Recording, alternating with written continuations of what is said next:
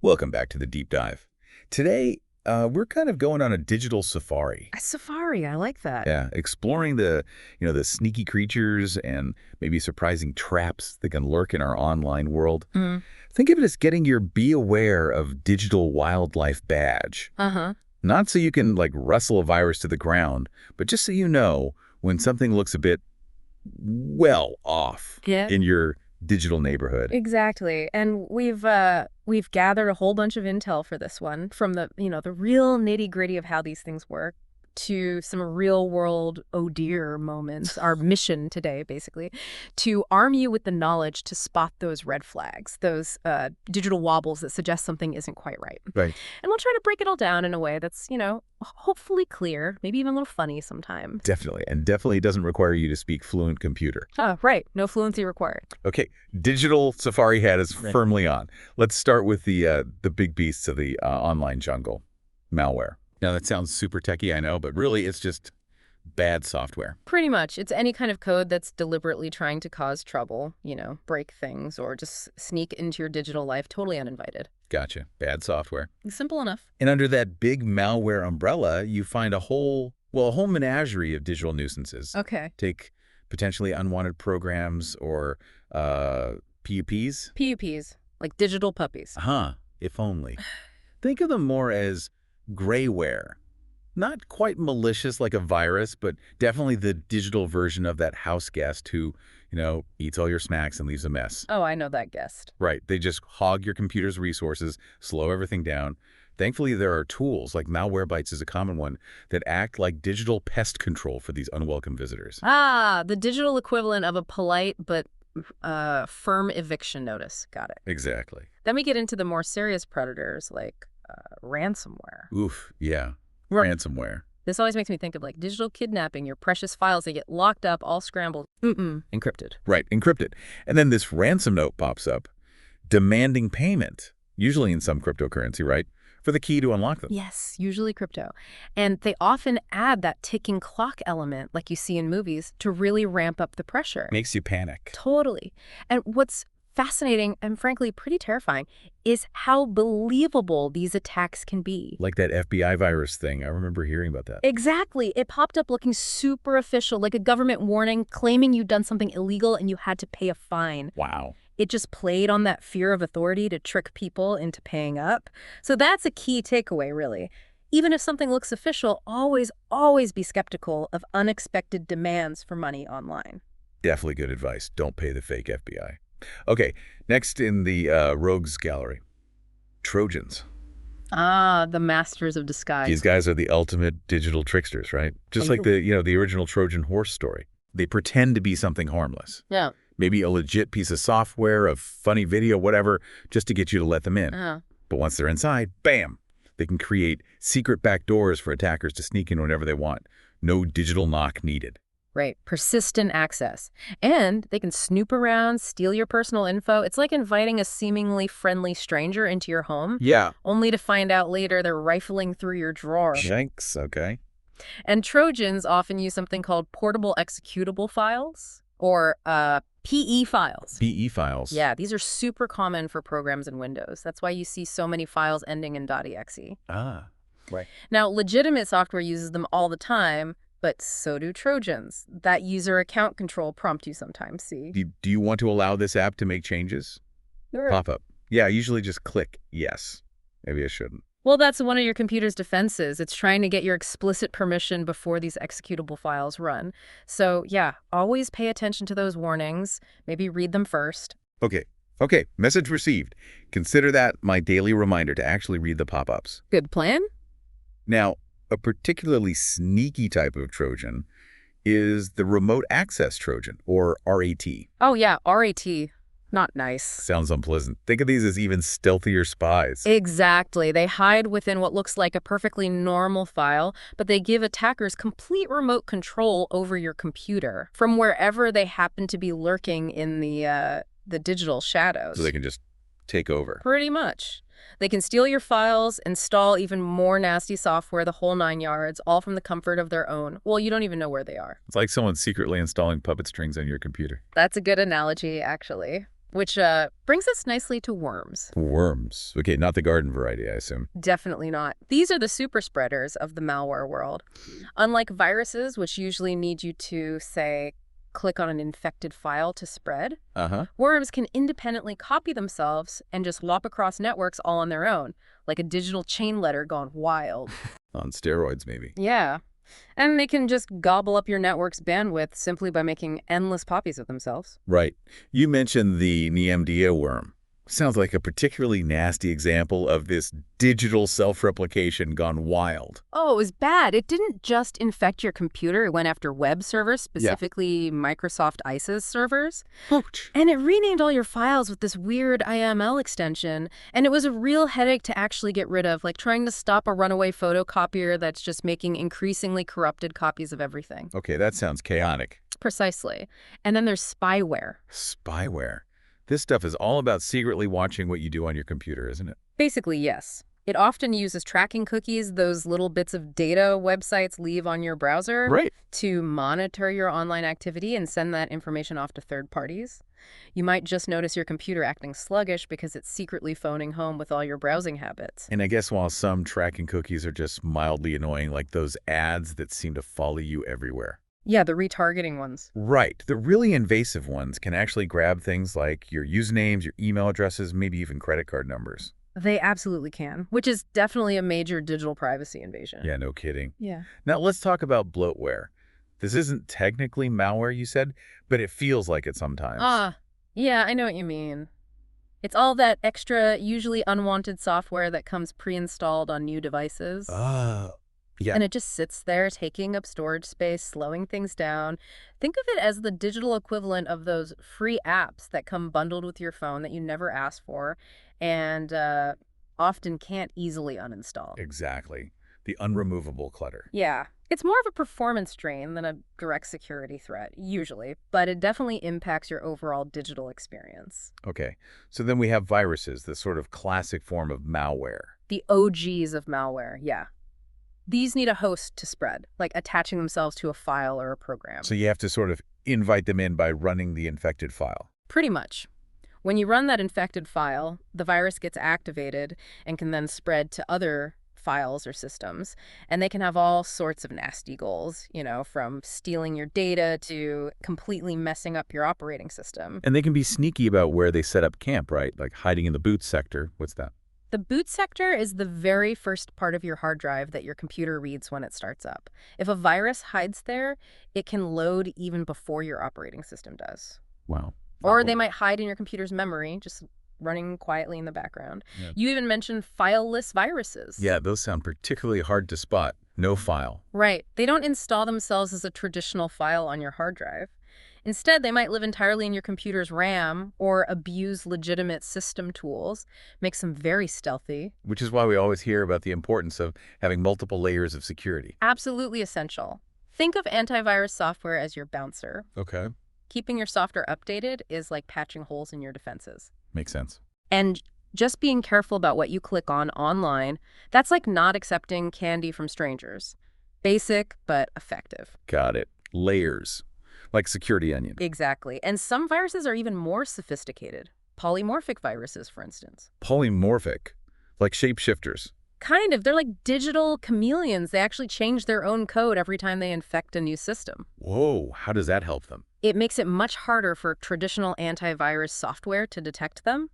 Antivirus often relies on recognizing specific digital signatures patterns in the code if the code keeps changing. The signature changes too. Clever. Clever, but in a really annoying way, yes. They're constantly evolving to try and stay one step ahead of the good guys. Okay.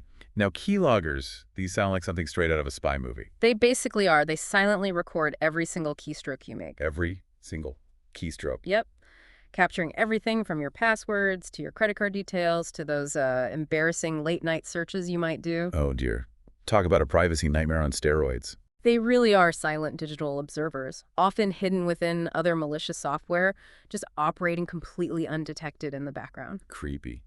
Then there are logic bombs. These are like digital time bombs. Pretty much, they're planted inside a system and just lie dormant until a specific condition is met. Like what kind of condition? Could be anything, really. A certain date rolls around, a particular user logs in, maybe a specific command gets run. And like Gasal, kaboom. Digitally speaking, yeah. Then they unleash their payload. Could be deleting critical files, corrupting important data. It's the digital equivalent of, say, a disgruntled employee setting a program to wipe the company's servers right after they leave. Ouch. Sounds like something you'd see in a hacker movie. It happens. Okay. And then we have rootkits. Rootkits. These sound deep. They are the ninjas of the malware world. They burrow themselves deep into your operating system, like at the very core level. Okay. And then they actively hide their own presence, making them incredibly difficult to detect and remove. So they're invisible intruders. Effectively, yes. They can gain complete system-level access, the root level, letting attackers control your computer, steal your data, install even more malware, all without you even knowing they're there. How do they hide? What's particularly insidious is their ability to intercept system-level function calls.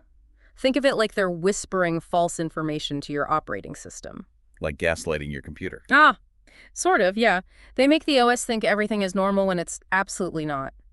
That's why detecting and getting rid of rootkits can be such a complex and challenging task. So if your computer is acting really strangely and your usual scans come up clean, a rootkit might be the super stealthy culprit. It's definitely a possibility. Okay. So how do the good guys figure out what these nasty programs are actually doing without, risking their own systems? That's where malware inspection comes in, right? Exactly. Cybersecurity experts use what's called a sandbox. A sandbox, like for kids. Similar idea, but digital.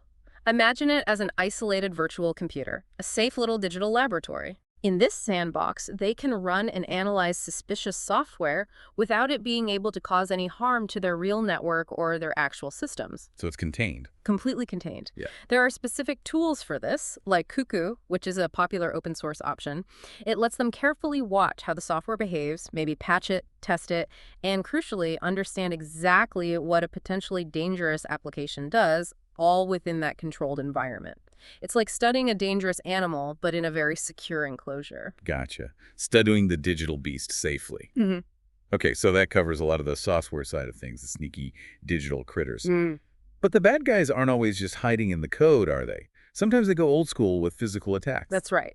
We can't forget the physical dimension. Physical attacks involve actually breaching physical spaces or manipulating physical objects to compromise security. So thinking beyond just clicking malicious links. Right. Someone trying to physically break into a building to steal equipment, maybe servers, or using clever tricks to copy electronic access signals. It's like physical brute force.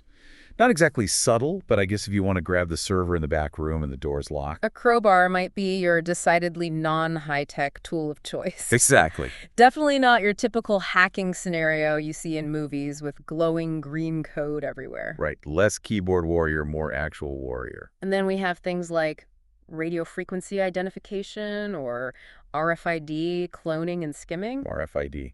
Yeah. That's like in key cards. Exactly. Imagine someone using a special device to secretly copy the radio waves emitted by your key card or your building access badge. Well, With the right gear, they can essentially create a duplicate card and just walk right in.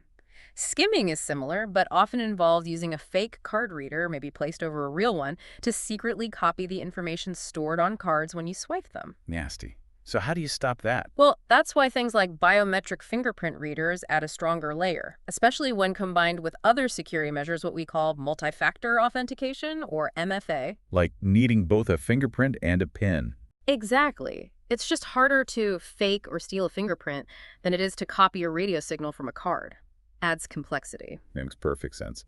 Now, something you can't really defend against with software or even a strong door is, the environment itself. I'm thinking about natural disasters, power outages, floods, fires, even earthquakes. Right. Environmental physical attacks exploit these kinds of natural disruptions. When disaster strikes, it can cause widespread chaos, obviously, but it can also weaken digital defenses. How so? Well, it provides opportunities for cybercriminals to maybe sneak in and steal data or cause further damage while everyone's focused on the immediate crisis.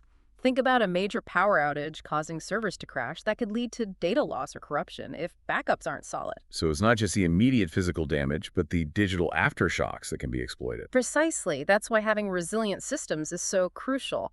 Things like having backups stored in different geographical locations. Geographic diversity, right? Yeah, redundancy and solid disaster recovery plans. It's about making sure you can keep your digital life running, or at least recover quickly, even when Mother Nature throws a digital curveball. And actually testing those plans, I bet. Oh, absolutely. Regularly practicing those recovery plans is just as important as having them. You need to know they'll actually work when you need them most, not just have them written down in a binder collecting dust somewhere. Good point. Okay, let's shift gears back to the digital world now and talk about network attacks. Right. Network attacks. These are all about trying to disrupt, compromise, or gain unauthorized access to computer systems and data within a network. And often the big targets are an organization's central computers, right? The server is holding all the important stuff. Exactly.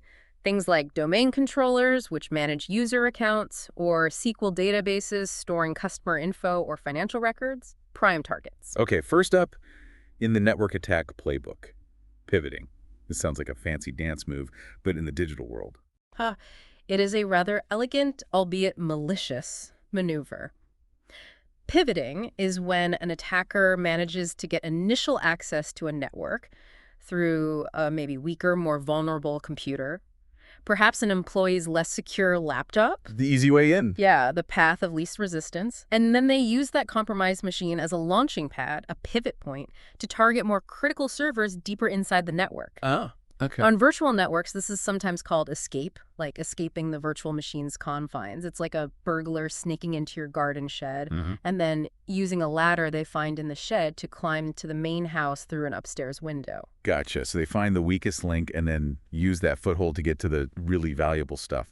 I imagine they need to know what's where first, though, like casing the digital joint. Exactly right. Attackers often use a tool called Network Mapper, or Nmap for short, to scan the network. Nmap. Heard of that. Yeah, it's powerful. It's like creating a detailed blueprint of all the digital devices on the network, the software they're running, and maybe what digital doors or ports are open. This network, fingerprinting, helps them identify potential weaknesses they can exploit to move sideways, laterally, within the network. And the goal is usually? Often, the ultimate goal is gaining administrator-level access. That gives them the keys to the kingdom, allowing for persistence, meaning they can stay hidden in the network long term. Right, get the master key to the whole system. Makes sense. Now, we've all heard of distributed denial of service or DDoS attacks. That's when a website or online service suddenly just grinds to a halt or completely crashes, right? That's the basic idea, yeah. A DDoS attack is like a digital flash mob, but instead of just showing up and causing a scene, these digital hordes, often made up of compromised computers that have been turned into bots by malware, forming what's called a botnet, send massive amounts of traffic all at once to the victim's servers. Overwhelming them. Completely overwhelming them, essentially knocking them offline. It's like trying to drink from a fire hose. The sheer volume just makes it impossible to function. So it's like an army of zombie computers, all bombarding one poor website at the same time. And you mentioned a SYN flood attack as one specific example of how they do this. Yes, that's a common one. In a SYN flood, the attacker sends a flood of initial connection requests. That's the SYN part of the standard TCP/IP handshake, which is how computers normally establish connections. Okay. But they never complete the final step of that handshake. The target server gets bogged down waiting for those final acknowledgments that never arrive. So it's just waiting and waiting. Exactly. And eventually it runs out of resources and simply can't handle any legitimate traffic. It's like someone constantly ringing your phone and hanging up just before you can answer, eventually blocking all other incoming calls because the line is always busy. Annoying and effective. Yeah. What are the motives behind these attacks? Oh, they can be really varied. Sometimes it's for extortion, pay us X amount in Bitcoin and we'll stop the attack. Sometimes it's for political reasons, like hacktivism, making a statement. And sometimes, honestly, it's just to cause disruption and chaos or maybe gain a competitive advantage. Sounds like a massive digital tantrum sometimes. And you mentioned some types of DDoS attacks were particularly sneaky and hard to defend against. Yeah, two of the most challenging are amplified and reflected attacks. Okay, amplified, like turning up the volume. Sort of. Amplified attacks are like using a digital megaphone. They exploit weaknesses in certain network protocols to send a small request that actually triggers a much, much larger response directed at the victim. How does it work? Think of it like shouting a question across a crowded stadium and somehow having the entire crowd shout the answer back, but only at your target. Uh, A classic example is the Smurf attack, which uses a network protocol called ICMP. Basically, small requests sent to a specific network address result in a flood of replies hitting the victim. so a tiny ping sent out can result in a massive flood coming back at the victim. That's like getting 100 angry letters just for sending one harmless postcard. Ouch! Pretty much. What about reflected attacks? Okay, reflected attacks. In reflected attacks, the attacker does a clever bit of digital disguise.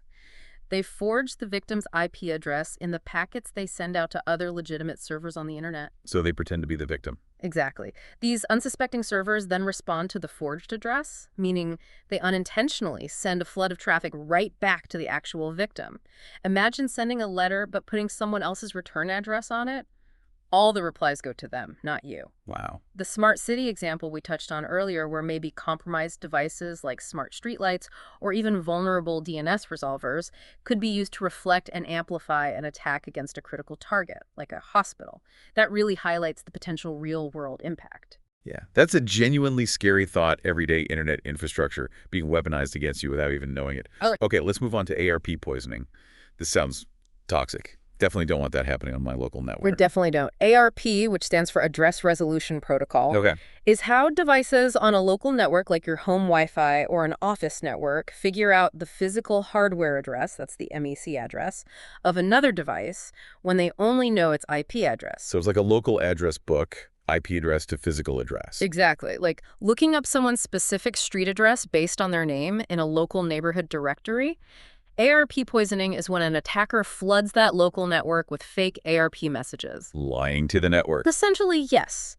They lie about which physical MAC address corresponds to a particular IP address, often the victim's IP address or maybe the router's IP address. What happens then? This can cause network traffic intended for the victim to be misdirected to the attacker's machine instead. This allows them to eavesdrop on the traffic or maybe even manipulate the data passing through. It's like someone secretly changing the street signs in your neighborhood so all your mail ends up at their house instead of yours. And they can read it all. Nasty. Very. It's important to remember, though, that this particular trick only works on a local area network, a LAN. It doesn't work across the wider internet. Okay, good to know. So it's a localized digital traffic jam caused by misinformation. Now let's talk about the backbone of the internet itself. The domain name system, or DNS. Ah, yes, DNS, critically important. It's what magically translates those easy-to-remember website names like, Google.com into the numerical IP addresses that computers actually understand, like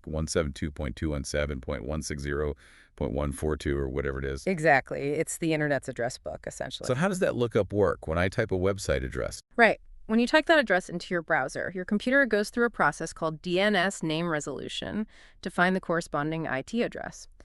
First, it checks its local DNS cache. Cache, like a temporary memory? Yep, a temporary storage of website addresses it's looked up recently, like a shortcut list to speed things up. You can even see what's in your computer's DNS cache using a command prompt on Windows. You type ipconfig displays. Yeah, okay. Because it's the first place your computer checks, that DNS cache is a prime target for attackers. Ah, I see. So if they can sneak bad information into that shortcut list? And then your computer might go straight to the wrong, potentially malicious website without you even realizing it because it thinks it already knows the right address. Sneaky. What happens if it's not in the cache? After checking the cache, your computer looks at something called the hosts file. Hosts file. It's another local text file on your computer that can also map domain names to specific IP addresses. It's kind of an older system, but it's still checked. Attackers might try to put fake entries in there as well. Okay, another local place to check. Right. If neither the cache nor the hosts file has the information, then your computer contacts DNS servers out on the internet to find the correct IP address, starting usually with your internet provider's DNS servers. Gotcha. And you mentioned something called a DNS sinkhole. That sounds like a defensive measure. It is indeed. A DNS sinkhole is a security tool.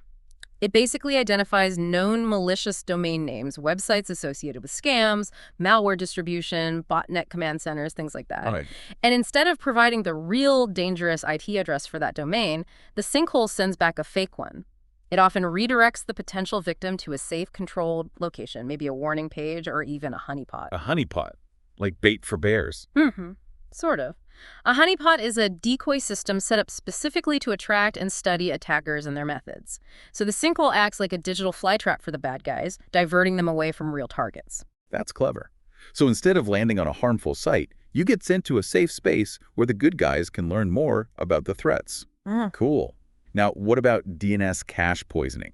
That sounds like actively messing with the system's address book. Precisely. DNS cache poisoning, also sometimes called DNS spoofing, is when an attacker manages to inject those fake DNS records, pointing a legitimate domain name to a malicious IP address into the DNS cache on your local machine, or maybe even on the internet's DNS servers themselves. Or the hosts file, you said. Or they could put those fake entries directly into your hosts file, yes. The end result is the same. Sure. When you type in, say, your bank's legitimate website address, your computer, thinking it has the correct IP address from its poisoned cache or hosts file, could be redirected to a fake website. A fake website designed to steal my login details. Exactly. It might look exactly like your bank's real site, but it's a cleverly disguised imposter set up just to capture your username and password. That's incredibly dangerous because it looks so legitimate. You wouldn't necessarily know you're on a fake site until it's too late.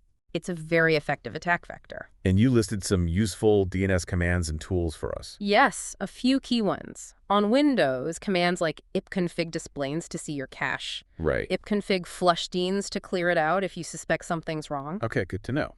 and enslookup lets you directly query DNS servers to check records. These are essential for troubleshooting network issues. And tools. Tools like DNCnum can gather a lot of public information about a domain's DNS records, which can be useful for legitimate network administration, but also for attackers doing reconnaissance, unfortunately. And DNSSEC, DNSSEC. it stands for DNS Security Extensions. It's a security protocol designed to combat DNS cache poisoning. It adds digital signatures to DNS records to verify their authenticity. Think of it like a tamper-proof seal on the internet's address book entries. So it helps ensure the address you get back is the real one. That sounds important. It is, though adoption isn't universal yet. Okay, so a solid understanding of how DNS works is clearly vital for staying safe online. Now, let's switch from the wired world to the wireless one. Wireless attacks. Wi-Fi security. Or lack thereof sometimes. Right, with Wi-Fi being so convenient and literally everywhere, Yeah. it's got to be another big area where things can go wrong. Absolutely. Wireless networks offer incredible convenience, no doubt, but they also introduce their own unique set of vulnerabilities. Security professionals use tools like Wi-Fi scanners to help identify suspicious activity in the airwaves. Okay. But understanding the common attack methods is crucial for everyone, really. Okay, first up in the wireless threat landscape, Hmm. rogue access points. This sounds exactly like someone setting a trap with free Wi-Fi. That's essentially what it is. A rogue access point is basically a fake Wi-Fi hotspot. It's set up by an attacker, but designed to look like a legitimate one. How? Maybe they name it something really similar to the coffee shop's actual Wi-Fi network, or just call it free public Wi-Fi. The lure of free Wi-Fi. Exactly. Unsuspecting users connect to it, thinking it's a trusted network, and in the process, they might unknowingly share sensitive information, which could lead to unauthorized access to their devices, data breaches, or even malware infections if the attacker pushes malicious content. And you mentioned you could set one up easily. Yeah, you could even set up a basic rogue access point using something as small and inexpensive as a Raspberry Pi. It's surprisingly accessible. So that free Wi-Fi with a slightly misspelled name might be way more dangerous than just having slow internet. Got it. What about an evil twin? That sounds even more sinister. It is, yeah. An evil twin takes the rogue access point idea a step further. It's more sophisticated, more deceptive. How so? It doesn't just impersonate a legitimate network. It often uses the exact same network name, the SSID, as the real one. So it looks identical. Exactly, making it really hard to spot. And crucially, it also actively intercepts all the communications between the users connected to it and the real internet. It sits in the middle. Man in the middle, but for Wi-Fi. Precisely. One potential telltale sign, maybe, is if you connect and then find you have absolutely no internet data flow because you're connected to the fake network, but it might not actually be connected properly to the wider internet. It's like being in a room that looks exactly like your living room, but the doors and windows just lead to brick walls. Creepy. So it's a digital decoy that's also actively eavesdropping on everything you do. Okay. Then there are deauthentication and jamming attacks. Those sound more disruptive than sneaky. They are primarily disruptive. Jamming is actually illegal in many places. It involves simply broadcasting radio interference on the same frequencies as the Wi-Fi network to block all access to a legitimate Wi-Fi access point, the WIP. Like shouting over a conversation so nobody can hear. Exactly. A deauthentication attack, on the other hand, is a bit more targeted, more finessed.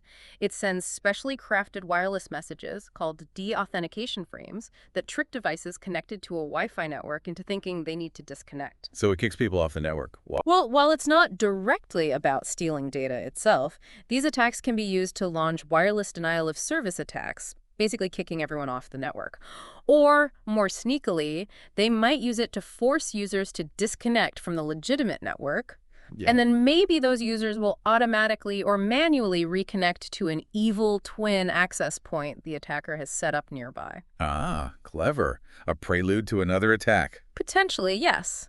Symptoms you might notice if you're targeted include sudden and repeated disconnections from the Wi-Fi, or maybe just unusually slow network speeds. Right. Annoying when it happens and potentially a sign of something more malicious going on. Okay. What about MSC spoofing and device impersonation? Okay, so MSC address spoofing. First, remember, every network-connected device has a unique hardware address called a Media Access Control, or MC address. It's like a permanent physical fingerprint for the network card. Got it. Unique ID. Right. MC spoofing is when an attacker disguises their device on a network by faking or spoofing the MC address of another authorized device. Why would they do that? Well, some networks use a basic security measure called MAC address filtering, which only allows devices with specific, pre-approved MA addresses to connect. By spoofing an allowed MA's address, an attacker might try to bypass this filter. Or they might impersonate a trusted device, like a server or a printer, for other malicious purposes. So it's like someone using a stolen ID card to try and get into a secure building or club. Good analogy. Indicators that this might be happening could include unusual MA address changes appearing on your network logs, or maybe suddenly seeing multiple devices listed with the exact same MA address, which shouldn't happen. Right. Duplicates are a bad sign. And finally, for wireless attacks, you mentioned a Wi-Fi analyzer. How does that help? Yes, a Wi-Fi analyzer is basically a software tool, often an app on your phone or laptop. It scans the wireless environment around you. What does it show you? It shows you all the nearby Wi-Fi networks, their signal strengths, the channels they're operating on, security protocols being used, and other technical details. It can help you troubleshoot connection issues, but also potentially detect abnormal traffic patterns or spot the presence of unauthorized or suspicious access points, like maybe a rogue AP or an evil twin. It's kind of like using a radar to see what's really out there in the invisible wireless spectrum. Okay, so lots to be aware of in the seemingly invisible world of Wi-Fi. Now let's talk about on-path attacks. This sounds like the attacker is literally right in the middle of a conversation. Exactly. That's the perfect description. On-path attacks, often called man-in-the-middle or interception attacks, are just that an attacker positions themselves somehow in the communication pathway between two parties who think they're communicating directly and securely with each other. But they're not. Nope. The attacker is secretly in the middle. They can then potentially eavesdrop on the conversation, maybe modify the messages being exchanged in real time, or even completely intercept the data being sent. And you mentioned earlier that some other attacks can lead to this. Yes. As we've discussed, things like setting up rogue access points or evil twins, or successfully executing DNS cache poisoning or ARP poisoning, these can all be methods used to establish that man-in-the-middle position for an on-path attack. So they're like the digital eavesdroppers, but sometimes they also tamper with the mail before it reaches its destination. Okay. Okay. You mentioned session replay attacks as another type of on-path attack. Okay. What's that all about? Right. So when you log into a website, the server often creates a small piece of data called a session token. Okay. This token is usually stored in your browser, often as a cookie. It basically acts as a temporary proof of identity, telling the website that you're still logged in so you don't have to enter your password every single time you click on a new page within that site. Makes sense. Convenient. Very. But in a session replay, or sometimes called session hijacking attack, the attacker manages to somehow steal this active session token, perhaps through methods like cross-site scripting, XSS attacks, or maybe a man-in-the-browser attack where malware on your own computer steals it once they have your valid session token. They can pretend to be me. Exactly. They can replay that token to the website and essentially impersonate you, gaining unauthorized access to your online session and doing whatever you would normally be allowed to do. It's like someone stealing your valid backstage pass to a concert and using it to get in and wander around as if they were you. So they steal your digital hall pass Yeah. and pretend to be you. Got it. What about replay attacks in a more general sense? Is it always about session tokens? Not necessarily. A general replay attack is broader. It's when an attacker simply intercepts a legitimate piece of data being transmitted between two parties. Could be anything, an authentication credential, a command, a financial transaction, and then just resends or replays that same piece of data at a later time. Give me an example. Imagine someone recording you saying, "Authorized payment of $100 to John" over an insecure voice channel. They could then potentially play that recording back to the authorization system later to fraudulently initiate another payment of $100 to John. Ah, okay. How do systems prevent that? Well, robust authentication protocols like Kerberos, which is common in many corporate environments, help prevent this specific type of replay attack. They do this by adding things like unique sequence numbers and timestamps to each communication packet. How does that help? If the receiving system gets data with an old timestamp or a sequence number that's already been used or is out of order, it knows it's likely a replay attempt and rejects it. It's like having uniquely numbered tickets for a fairground ride. If someone tries to reuse a ticket with an old number, they're not getting on the ride again. It's like having numbered tickets prevents reuse. Now, you also mentioned credential replay attacks specifically. How do those differ? Are they just replaying passwords? Credential replay attacks are specifically focused on capturing and then reusing valid login credentials, usernames, passwords, maybe authentication tokens to gain unauthorized access. How do they capture them? Oh, various methods. Tricking users into revealing their passwords on phishing websites is a big one. Using keyloggers to record their keystrokes, or maybe intercepting login information sent over an unsecure, unencrypted network connection. Like public Wi-Fi again. Could be, yeah, if the website isn't using HTTPS properly. And one specific type of credential replay, which is becoming increasingly common due to all the data breaches, is credential stuffing. Credential stuffing. Sounds messy. It kind of is. This targets users who unfortunately reuse the same username and password across multiple different online accounts. Guilty as charged, probably for some old accounts. A lot of people are. So if one of those accounts is compromised in a data breach, attackers get a list of usernames and passwords. They then take those stolen credentials and systematically try them, stuff them, into the login forms of many other popular services banks, social media, email, shopping sites, hoping for a match. Because people reuse passwords. Exactly. They're banking on password reuse, which really, really highlights why everyone should use unique, strong passwords for every important account. And maybe use a password manager. Absolutely. A password manager is a fantastic tool to help create and keep track of all those unique, complex passwords. Highly recommended. Okay. You also warned against using older, less secure protocols like Telnet and the legacy NTLM authentication. Why are those so risky? Right. Telnet is an old protocol for remote login, but the huge problem is that it sends everything, including your username and password, in plain text over the network. Plain text, so anyone snooping can just read it. Yep. Anyone listening in on that network segment can easily grab your credentials. It's like shouting your password across a crowded room. Totally insecure by modern standards. SSH, which stands for Secure Shell, is the modern replacement. It encrypts the entire communication session, including your login credentials, making it much, much more secure for remote administration. Okay, so always use SSH, never Telnet if you can help it. What about NTLM? NTLM, or NT-LAN Manager, is an older suite of authentication protocols used in Windows networks. While newer versions exist, the original versions have known security vulnerabilities, particularly around how they handle password hashing, making them susceptible to attacks like pass the hash, which we'll get to. Modern Windows environments using Active Directory with Kerberos authentication are significantly more robust and secure alternatives. So the advice is generally to move away from legacy NTLM wherever possible. Good to know. Stick to the secure, modern options. Okay, now let's dive into what sounds like the absolute core of the problem. malicious code itself. Right, the actual software designed to do bad things. This is the software that's specifically designed for harmful purposes. Hmm. What are some early warning signs that malicious code might be lurking on your system before it does major damage? Yeah, there can be early indicators. Things like unusual network traffic patterns. Maybe your computer suddenly starts communicating with unfamiliar websites or sending out large amounts of data when you're not actively doing anything online. Okay, unexplained network chatter. Right.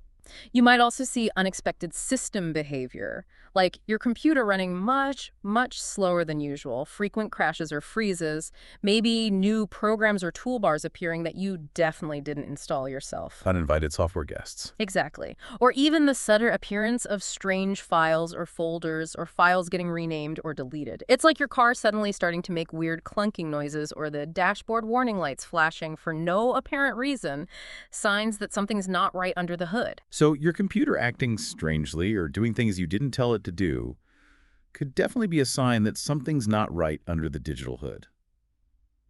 Okay. Now, you gave some specific examples of malicious code, starting with bash shell attacks. For those of us who aren't super techie, what exactly is bash? Sure, bash is essentially a command line interpreter. It's the default shell or command prompt you interact with on most Linux systems and on Mac OS. So it's how you talk to the computer using text commands. Exactly. Instead of clicking on icons, you type commands. It's a very powerful tool that allows users and administrators to perform a huge range of actions on the system. And attackers can exploit that power. Oh, yeah. They can use bash scripts, which are just text files containing a series of these powerful commands, often with the .sh file extension, to automate malicious tasks. Like what? These scripts can be used to execute unauthorized commands, maybe try to gain higher administrative privileges on the system, privilege escalation, manipulate files and data, delete things, or just gather information about the compromised system for reconnaissance. You even gave an example of a malicious reverse shell script. That sounds particularly ominous. Can you break down what that kind of script does in simple terms? Sure. A shell gives you command line access. Normally, an attacker might try to connect to a victim's computer to get a shell. A reverse shell script does the opposite. The victim connects to the attacker. Exactly. It makes the compromised victim computer initiate the connection back out to the attacker's machine. The script you saw likely defined the attacker's IP address, their digital location on the internet, and a specific port number, like a dedicated communication channel. It then uses bash commands to essentially open up a direct communication link from the victim's computer back to that attacker-controlled location. And what does that give the attacker? It gives the attacker a command line interface right into the victim's system, a way to type commands and remotely control it as if they were sitting right there.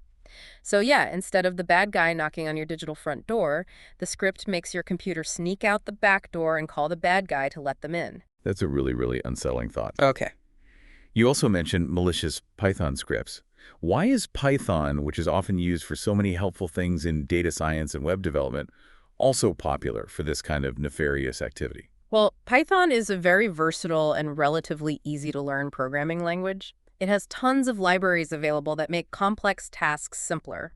Unfortunately, that same ease of use and power makes it attractive to cybercriminals as well. So they can use it for bad stuff, too. Absolutely. It can be used for a wide range of malicious activities.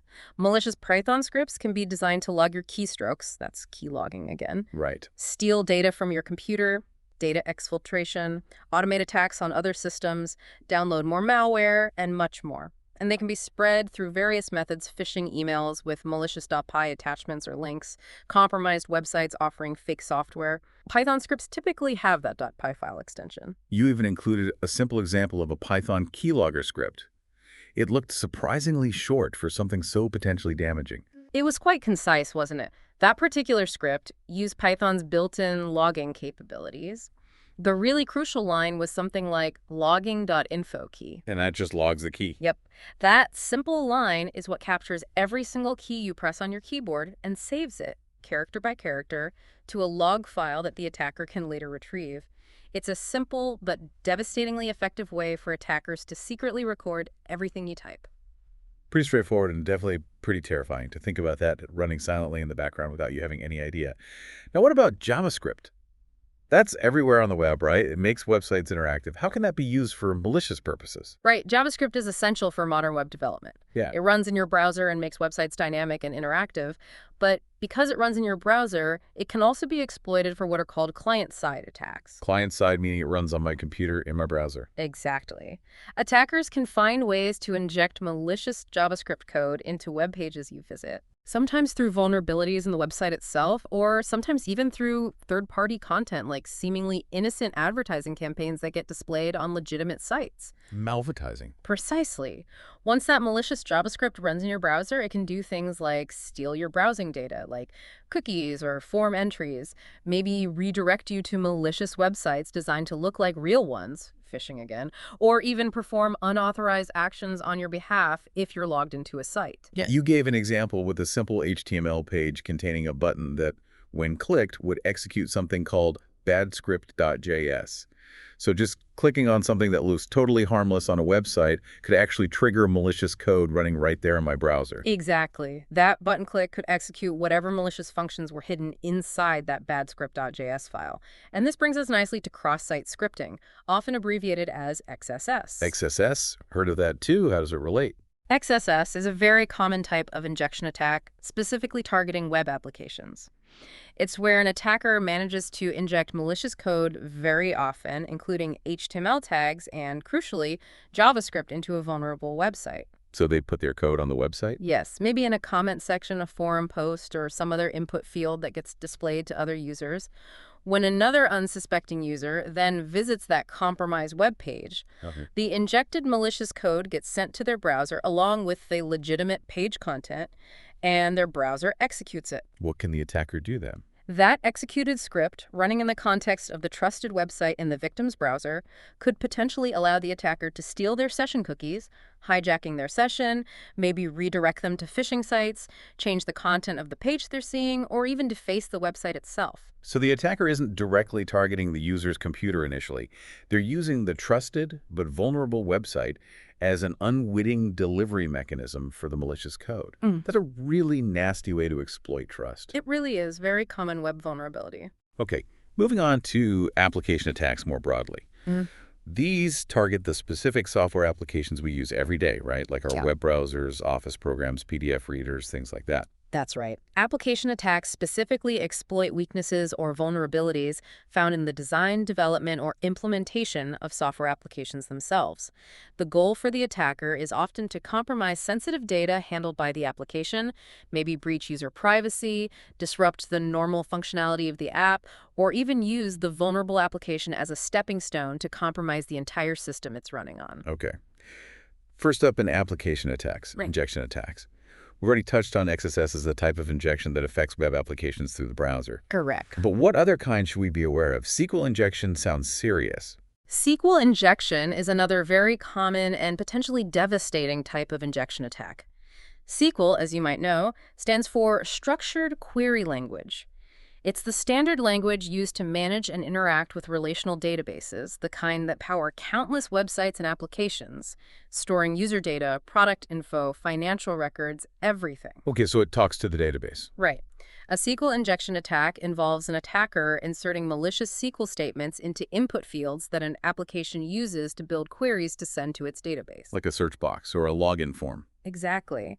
Any place the application takes user input and uses it in a database query. If the application isn't properly validating or sanitizing that input, these malicious SQL commands can get passed along and executed by the database server itself. This could potentially allow the attacker to steal sensitive data, modify or delete data stored in the database, or in some cases, even gain administrative control over the entire database server. Wow. How would you even spot that? You might see suspicious-looking entries in web server or database logs that resemble SQL commands. For example, seeing something like select from users in an input field log is a classic indicator of a potential SQL injection attempt. What does the deal do? The in SQL signifies the start of a comment. So an attacker might inject their malicious command, like select from users, and then add to make the database ignore the rest of the original legitimate query that the application intended to run. It's a way to hijack the query. Clever trick. So the attacker is essentially trying to trick the database into giving up information it shouldn't. or even letting them change the data. Okay, what about buffer overflow attacks? That sounds like a technical glitch being deliberately exploited. It is exactly that. Buffer overflow attacks happen when a program doesn't properly manage the amount of data being written into a specific fixed-size area of computer memory called a buffer. Like a container for data. Precisely. If more data is written into that buffer than it was designed to hold, it can overflow and start overwriting adjacent memory locations. Why is that bad? This can be a very serious vulnerability because attackers can carefully craft the overflowing data in such a way that it overwrites critical parts of the program's code or control structures that are stored in that adjacent memory. Potentially, this allows them to inject and execute their own arbitrary code on this system, often with the privileges of the vulnerable application. So they hijack the program's execution flow. Exactly. Windows uses a security feature called Data Execution Prevention, or DEP, as one way to try and mitigate these attacks. DEP marks certain areas of memory as non-executable, so even if an attacker manages to write code there via an overflow, the system should refuse to run it. So it's like pouring too much liquid into a container. It spills over, and the spill potentially damages the sensitive electronics nearby unless there's a protective barrier. Good analogy. Okay. Next, privilege escalation attacks. That sounds pretty self-explanatory, someone trying to get access or privileges they shouldn't normally have. Precisely. These attacks exploit vulnerabilities, could be in an operating system component, or maybe in an application running with certain rights, to allow an attacker to gain elevated access privileges. Going from regular user to admin. Essentially, yes. Going from having the limited rights of a standard user account to having the much more powerful rights of an administrator or the root user or the system account. They might start by compromising a less privileged account first, maybe through phishing or exploiting another vulnerability, and then use a privilege escalation exploit to gain those higher level permissions. Once they have admin rights, they can pretty much control the system, install persistent malware, access any data, disable security controls. Game over. Often. Sneaky ways to climb the digital ladder of authority. What about forgery attacks? That sounds like trying to fake something, maybe fake credentials or fake requests. Exactly. Forgery attacks involve an attacker manipulating data, often by creating fake security tokens or maybe crafting unauthorized requests in order to impersonate legitimate users or applications and trick a system into doing something it shouldn't. Examples. We already touched on cross-site scripting, XSS, which can involve forging requests in the user's browser. Another related one is cross-site request forgery, or CSRF. CSRF. Yeah. CSRF targets web applications. It tricked a logged-in user into unknowingly submitting a malicious request to a website they're authenticated to. For instance, you might click on a malicious link or even just load an image in an email from an attacker, and your browser, holding your active session cookie for your bank, could be tricked into sending a request to transfer funds without you realizing it. Whoa. That's scary. Very. Good web applications have defenses against CSRF, like using anti-CSRF tokens. Another type is server-side request forgery, or SSRF. SSRF. Here, an attacker exploits a vulnerability in a web server itself, tricking the server into making unauthorized requests from the server to other internal systems within the network, or maybe to external websites. This could potentially allow them to bypass firewalls and access sensitive internal resources that they couldn't reach directly. So it's about faking digital credentials or requests to get a system, either the user's browser or the server itself, to do something bad. Okay, now directory traversal attacks sound like someone trying to snoop around in private areas of a web server, like going places they shouldn't have access to. That's exactly right. In a directory traversal attack, sometimes called a path traversal attack, the attacker tries to exploit vulnerabilities in a web server or web application to navigate outside of the intended web root directory and access sensitive files and directories elsewhere on the server's file system. Files that aren't supposed to be public? Correct. Files that are not intended to be publicly accessible via the web. They often target things like system configuration files, files containing user account information, application source code, or log files that might contain sensitive details. What kind of files specifically? You mentioned some examples for Linux. Right. On Linux or Unix-like servers, common targets include files like etc password, which lists user accounts, or etc shadow, which contains the hashed passwords, though hopefully protected. Also, configuration directories like etc, the main web server directory, which is often varchar WML. They might try to get above this. Specific web application directories where sensitive config files might live, and maybe even try to access the home directory of the root user, the system administrator. How do they actually try to traverse The directories. They often use sequences like dot in the URL or other input fields. Dot slash. Yeah. It basically means go up one directory level in the file system hierarchy. By stringing together multiple sequences, an attacker might be able to walk up the directory tree from the web root directory to reach restricted areas. You might see these suspicious dot sequences, or sometimes their URL encoded version, which looks like 2e% of 2fef, appearing in server logs or in the URLs our attacker is attempting to access. That's a strong indicator of a directory traversal attempt. So those seemingly innocent dot sequences in a web address could actually be a sign of someone trying to break out of the web sandbox and snoop around where they absolutely shouldn't be. Nasty. Now, you mentioned some key defensive strategies against these various application attacks. What can developers and users do? Yes, there are definitely crucial defenses. First and foremost is rigorous input validation. Checking the input. Absolutely. This means carefully checking and sanitizing any data that is entered into an application by a user or received from external sources to ensure it conforms to the expected format and, crucially, doesn't contain any malicious code or unexpected characters like those sequences or SQL commands. Proper input validation is a fundamental defense against a wide range of attacks, including buffer overflows, SQL injection, XSS, and directory traversal. So don't trust user input. Got it. What else? For databases, using stored procedures instead of building SQL queries directly by concatenating strings with user input is a very strong defense against SQL injection. Stored procedures. Think of them as pre-compiled, pre-approved SQL routines stored in the database. The application calls the procedure and passes the user input as parameters. The database engine handles inserting the parameters safely, preventing the input from altering the structure of the SQL command itself.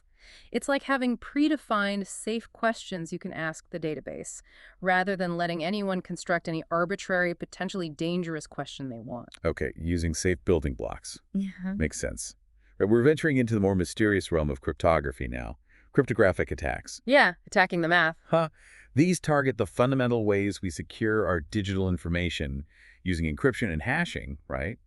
The very foundations of digital security. Exactly. These attacks aim to undermine the cryptographic algorithms and protocols that are designed to keep our data confidential, ensure its integrity, that it hasn't been tampered with, and authenticate parties. If the crypto breaks, a lot of security assumptions fall apart. Okay, first up, downgrade attacks. This sounds like tricking a secure connection into using an older, weaker, less secure method. That's precisely what it is. A downgrade attack happens when an attacker, usually positioned as a man in the middle, manipulates the initial negotiation process between two parties, say, your web browser and a website server, when they're setting up a secure connection. What do they manipulate? They interfere with the handshake process to force the parties to agree on using an older, less secure version of an encryption protocol or weaker encryption algorithms than they would normally be capable of using and would prefer to use. Why would the parties agree to that? The older protocols might still be supported for backward compatibility, and the attacker essentially tricks them into thinking that the weaker option is the only one available or mutually supported. An SSL/TLS downgrade attack specifically exploits vulnerabilities in how the secure sockets layer, SSL, or transport layer security, TLS, protocols negotiate the encryption method. The attacker might intercept the initial communication and effectively say, oh, I only support this old weak version, forcing the connection down to a level they might be able to break. Okay, and SSL stripping, is that related? Yes. SSL stripping is a specific and very common type of downgrade attack. Here, the attacker intercepts a user's attempt to connect to a website via HTTPS, the secure encrypted version of HTTP. The attacker then establishes the secure HTTPS connection with the server themselves, but communicates with the user's browser over regular, unencrypted HTTP. So the user thinks they're maybe not secure or doesn't notice. Often the user doesn't notice. The browser might not show the usual padlock icon, but many users don't check. The attacker essentially strips away the SSL/TLS encryption between the user and themselves, allowing them to see and potentially modify all the traffic in plain text while still relaying it, perhaps modified, over a secure channel to the actual server. Wow. So they're essentially weakening or completely removing the digital armor that's supposed to be protecting your data between you and the website. Very sneaky. What about collision attacks? That sounds like messing with digital fingerprints, like hashes. It is exactly about messing with hash functions. Cryptography often uses hash functions, right? These algorithms take an input, like a file or a message, and produce a fixed size output, called a hash value, or a digital fingerprint. And it should be unique, ideally. Ideally, yes. Yeah. A good hash function should make it practically impossible to find two different inputs that produce the exact same hash output. A collision is when you do find two different inputs that hash to the same value. Why is that bad? A collision attack tries to exploit weaknesses in certain hash functions to intentionally find or create such collisions. If an attacker can create, say, a legitimate-looking contract and a malicious version of that contract that both have the exact same hash value, Uh-huh. they might be able to get the legitimate contract digitally signed using its hash, and then later substitute the malicious contract, claiming it's the valid one because the digital signature, which is based on the hash, still verifies correctly. It undermines the integrity checks that rely on hashing. That could be used to make a malicious file look like it's from a trusted source, Hmm. or to tamper with documents without detection. That's a really sneaky way to bypass security measures. Scary stuff. Okay, what about birthday attacks? That sounds celebratory, but I suspect it's not. Definitely not a party. The name comes from the birthday paradox in probability theory. The birthday paradox. Yeah, it's the surprising result that in a group of just 23 people, there's actually a greater than 50% chance that at least two people share the same birthday. It seems counterintuitive, but the probability increases rapidly with group size. Okay. How does that relate to crypto? In cryptography, a birthday attack exploits this same statistical probability in the context of hash functions. Instead of needing to find an input that matches a specific target hash, which is hard, the attacker just needs to generate many different inputs and hash them until they find any two different inputs that happen to produce the same hash value, a collision. It's easier to find any match than a specific match. Exactly. Significantly easier, mathematically speaking, for many hash functions. This can be used, for example, to potentially crack passwords stored as hashes. If an attacker generates many slightly different versions of potential passwords and hashes them, they have a better chance of finding a collision with a hash stored in a password database than trying to guess the exact password. This is one reason why it's strongly recommended to use stronger hashing algorithms like SHA-256 or SHA-3, which are designed to be much more resistant to birthday attacks and collision finding, instead of older, weaker ones like MD5 or SHA-1. So it's about exploiting the statistical chances of hash values overlapping, making collisions easier to find than you might think. Got it. Finally in the section. Yeah. Pass the hash attacks. That sounds like something you'd definitely say in a spy movie. Huh, it does have that ring to it. Yeah. These attacks primarily target Windows environments, especially older ones, or those still using the legacy NTLM authentication protocol. NTLM again. Yep. When you log into a Windows system, your password isn't usually stored directly in plain text. Instead, a cryptographic hash of your password is generated and stored. For comparison, when you log in again. Exactly. Now, in a pass-the-hash attack, if an attacker manages to gain administrative access to a machine and extract these stored password hashes, they're often found cached in the memory of a process called the Local Security Authority Subsystem Service, or LSAS. Okay, they steal the hash. Right. They steal the hash itself. They can then use that hash directly to authenticate to other systems or services on the network that accept the same authentication protocol, like NTLM, without ever needing to know or crack the original plaintext password. So they just pass the hash along. Exactly.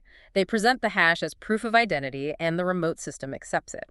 They might use specialized tools like rainbow tables, which are pre-computed tables mapping hashes back to potential passwords, or password cracking tools like Hashcat to try and crack the hashes offline to get the original passwords, or they can just directly pass the stolen hash for authentication. Wow, how do you prevent that? Modern Windows systems using Active Directory with Kerberos authentication are much more resistant to pass-the-hash attacks because Kerberos uses tickets and doesn't rely on sending hashes across the network in the same vulnerable way. Good security hygiene, like limiting admin privileges and monitoring for credential theft, is also key. So it's about stealing the digital essence of your password, the hash, rather than the password itself, and using that to bypass security checks. Clever and dangerous. Okay, we're nearing the end of our digital safari with a look at password attacks themselves. The direct assault on the password. Right. We all know strong, unique passwords are key to online security. But let's be honest, they're also a common point of weakness that attackers relentlessly try to exploit. Absolutely. Passwords are often the front door, and attackers have developed a wide range of techniques to try and break that door down. But dictionary attacks, that's basically just trying a big list of common words, right? Yeah. Hoping someone use password or dragon. Exactly. Attackers use precompiled lists, or dictionaries, containing thousands or even millions of common words from actual dictionaries, plus common names, famous characters, keyboard patterns like wordy, and crucially, passwords leaked from previous data breaches. They just systematically try every entry in the list against a user account, hoping for a simple, easily guessable match. So the defense is, Using passwords that are not found in dictionaries are sufficiently long and include a good mix of uppercase and lowercase letters, numbers, and special characters makes you much more resistant to these dictionary attacks. Complexity and length are key. okay. What about password spraying? That sounds more like a shotgun approach than a targeted rifle shot. It is, instead of trying many different passwords against a single user account, which might quickly trigger account lockout. Right. Password spraying involves trying just a few very common, known to be weak passwords. Classic examples are things like password 123, welcome 1, or maybe the current season followed by the year like spring 2025. But trying those few weak passwords against a large number of different usernames within an organization. Why? It relies on the statistical likelihood that someone in that large group has used one of those incredibly common weak passwords. Because they only try a few passwords per account, it's less likely to trigger immediate lockouts, making it stealthier. Sneaky. How do you defend against that? Implementing strong password policies that prohibit these common weak passwords is step one. Requiring multi-factor authentication, MFA, is a huge defense, as even if they guess the password, they still need the second factor. And actively monitoring login attempts for patterns indicative of spraying like many failed logins with the same password from one source across multiple accounts can help detect and block these attempts. That makes sense. Cast a wide net with just a few likely keys. And then there's the classic brute force attack. That's just literally trying every possible combination, isn't it? That's the core idea, yes. A pure brute force attack involves systematically trying every single possible combination of characters, letters, upper and lowercase, numbers, symbols up to a certain length until the correct password is hopefully found. That sounds like it would take forever for a long, complex password. For a genuinely complex, long password, the number of possible combinations becomes astronomically large, making a pure online brute force attack against a well-secured system impractical with current computing power due to time and likely lockouts.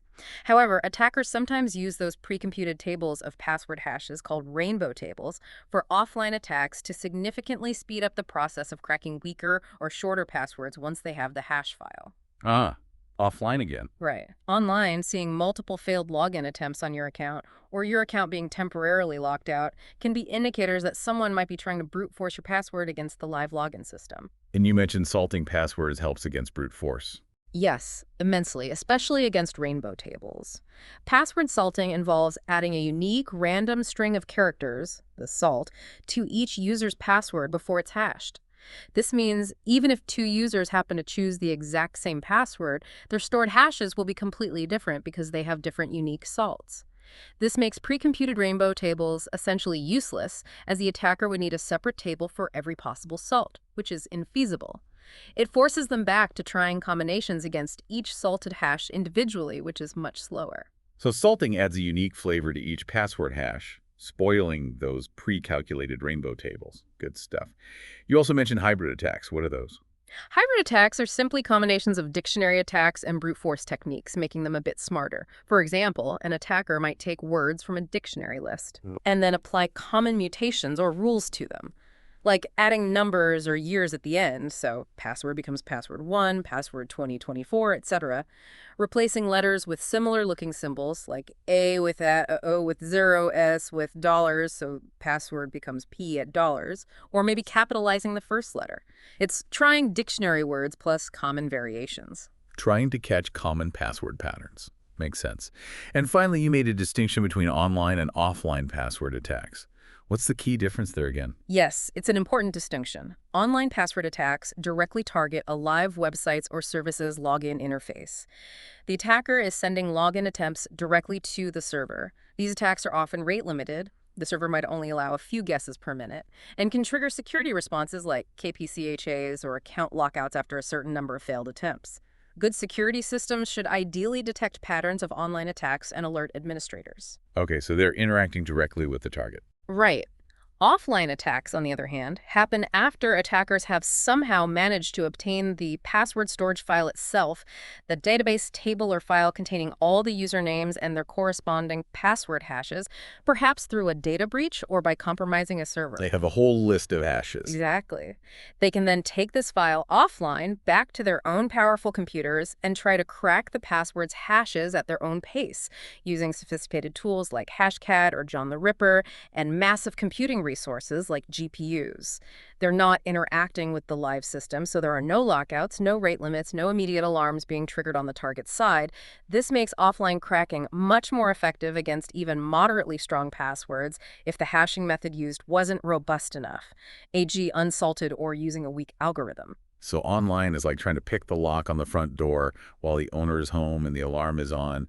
And offline is like stealing the whole safe, taking it home, and working on cracking it open in your basement workshop in peace and quiet. That's a perfect analogy. Right. Exactly. Okay, last but certainly not least, after going through all those threats, we need to talk about indicators of attack, or IOAs. Yes, the warning signs. These are the early warning signs, right?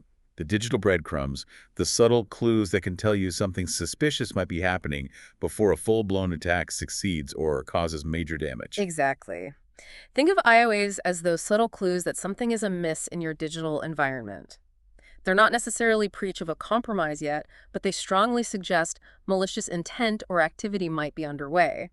They're the equivalent of noticing a strange footprint outside your house, or hearing a window rattle when it shouldn't, signs you need to investigate further. Okay. You listed a bunch of really helpful examples. Let's quickly run through some of the key ones so our listeners know what sort of things they or their IT teams should be watching out for. First up, frequent and unexpected account lockouts, especially for privileged accounts like administrators. Yes, that could very strongly suggest that someone is actively trying to guess passwords to gain unauthorized access, perhaps through a brute force or a password spraying attack targeting those high-value accounts. Lots of failed attempts trigger the lockout. Makes sense.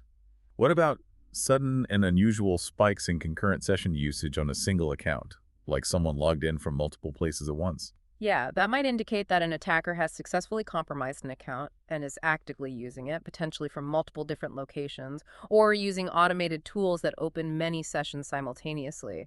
Legitimate users rarely need multiple concurrent sessions like that. Okay. How about seeing repeated access denied messages in system logs, or maybe data loss prevention DLP alerts popping up for actions you know you didn't initiate? That could mean someone, either an external attacker who got in, or maybe a malicious insider, is probing the network or trying to access sensitive data or resources that they shouldn't have permission to. Your security systems are hopefully doing their job by blocking them, but the attempts themselves are the IOA. Right, the failed attempts are the clue. Okay, logins to your accounts from geographically distant locations in a very short time frame, what's often called impossible travel. That's a very strong indicator of a compromised account. If you see a successful login from, say, London, and then another successful login just 5 minutes later from Tokyo using the same credentials, that's physically impossible for the legitimate user. It almost certainly means the credentials have been stolen and are being used by attackers in different locations. Definitely a red flag. What about unexplained and unusual spikes in your computer's CPU or memory usage? Your machine just suddenly working really hard for no reason. That could be a sign of a malware infection running resource intensively in the background, maybe crypto mining malware or spyware constantly collecting and sending data. Or if it's happening on a server, it could even be indicative of the system being targeted by or participating in a distributed denial of service DDoS attack as it struggles to handle the flood of traffic. Okay, suddenly being unable to access critical network resources or online services that you normally use without issue. That could be a symptom of a cyber attack, specifically aimed at disrupting those services, like a DDoS attack hitting your company's VPN or website. Or it could indicate some other form of network manipulation or sabotage interfering with connectivity. Seeing system or application logs being generated at really unexpected times, especially way outside of normal business hours for your organization. That can be suspicious. Attackers sometimes operate during off hours, hoping to go unnoticed.